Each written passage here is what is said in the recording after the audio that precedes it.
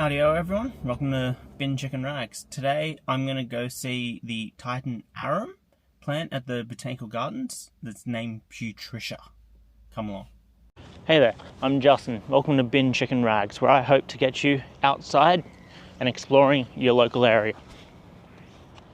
Alright, so I've made it down to Sydney's Botanical Gardens. The line of cars here for the street parking is quite long. I did have to park down towards Mr. Macquarie's chair, but let's go get a coffee first and then go see Putricia.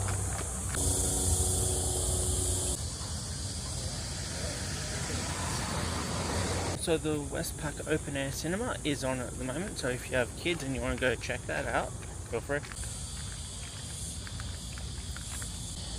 Now this is where you need to go see Putricia, because she's being held, I believe, down in there.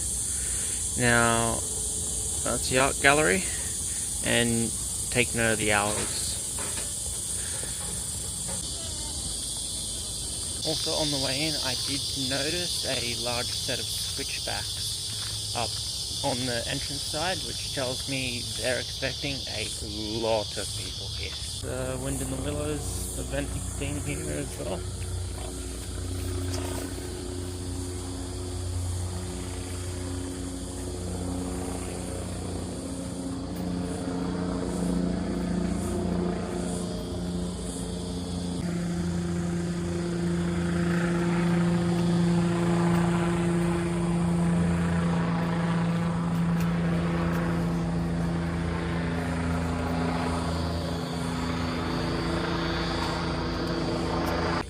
Today is not a focus on the gardens.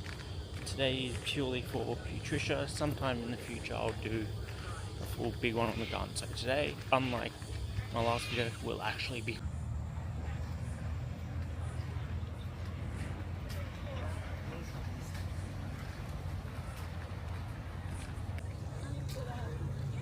time for un café.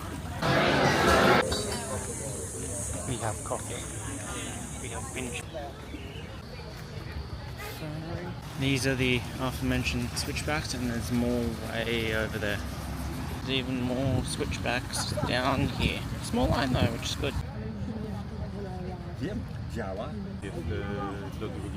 Welcome to Putricia, the corpse flower, Amorphophallus titanum, which is its botanical name.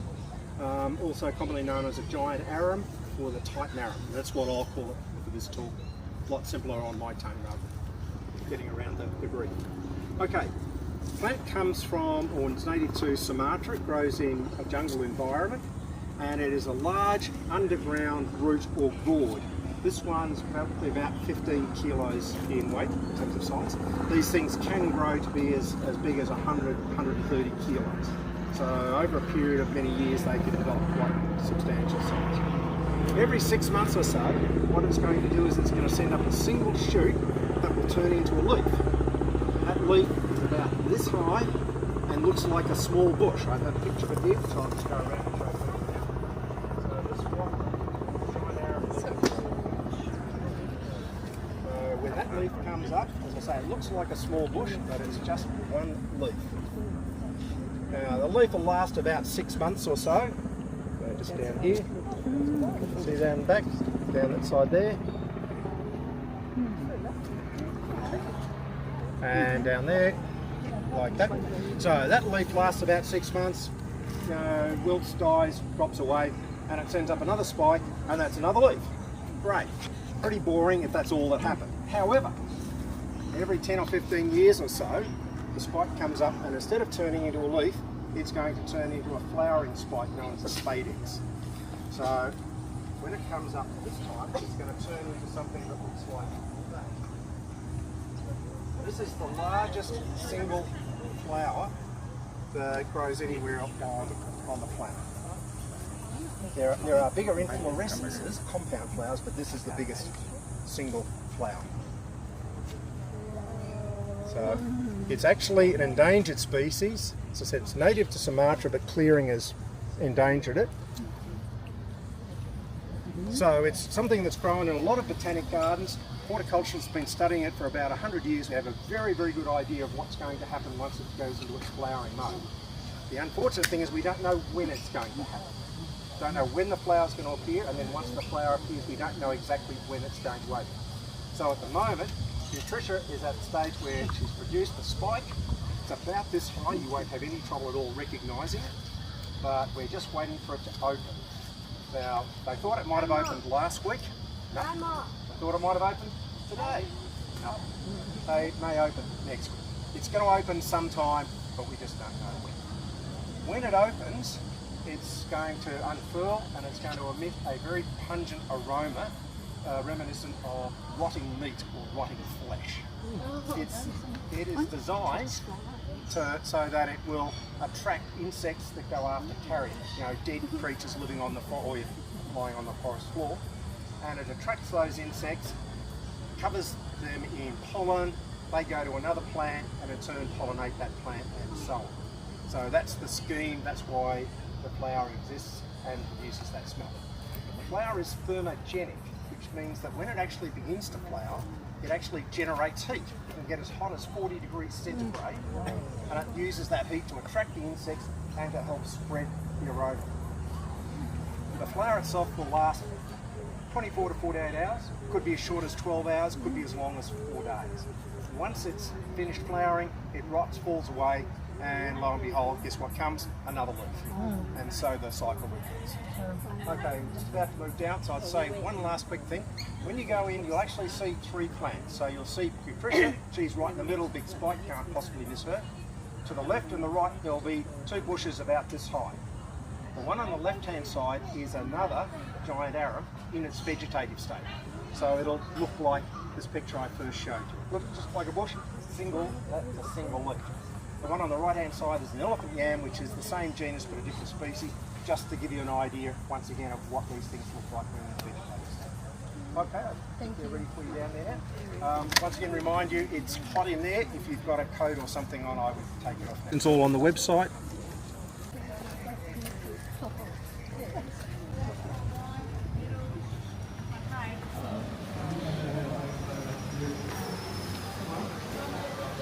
There's room on the right and left. If you want to get a spot photo. There's even a live stream here, which I will link in the top corner if I... We do have a relatively short timing. Her scientific name is actually Amorphophallus titanus. She's a member of the plant family Araceae. You might be familiar with some of her cousins that are sort of scattered around her base here, like monsteras and alocasias and philodendrons, a lot of common indoor house plants. So Putricia is quite unique in that she has a 2-part life stage. At her back left there, you'll see what her leaf looks like. That's also an Amorphophallus titanum in a juvenile leaf stage. So the leaves can get quite tall, and over time they're able to capture energy from the sun and store that within an underground structure called a corm. And over a number of leaf cycles where a leaf will get thrown up, die back, thrown up again, a new one, the corm will eventually build up enough energy below the surface then to produce this amazing, huge, sticky flower that we can see in front of us. So Putricia is not open just yet. We're still unsure of when that might occur. It could be tonight, it could be in the next few nights. It is a process that does typically begin in the evenings, and it's a slow process. So that bract that's wrapped around the base of the spike there is called the spathe. That'll slowly start to open over a period of a few hours and reveal a really deep sort of crimson burgundy colour. And that's when the stink will begin. So there's a chemical reaction that occurs within the plant. The spadix there will heat up to an internal temperature of around 37 degrees. And there's a sort of 2-part flowering process. So what you're seeing here isn't actually just one flower. It's actually inflorescence, which is comprised of many different floral structures, including the spathe, the big spike, and then the punctures. So this is what she looks like before she turns into that. Oh, no, it's through the gift shop. It's also great here that they've gone all out for the crowds, because this is a gelato stand, so when you're standing in line, and then that blue behind the trees there are also toilets, so the crowd gets obnoxiously long. Now, the full name of the plant loosely translates to massive deformed phallus, and it smells like rotting flesh when it blooms. Now, Putricia has not bloomed yet, but when she does, I will be back to choke on the massive deformed phallus. In the meantime, I'm going to go get some lunch from Taronga, and that will be the end of this video. Also, don't forget to touch some native grass.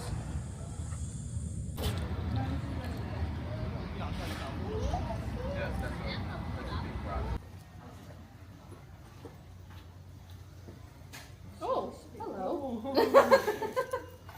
Okay. Big yawn.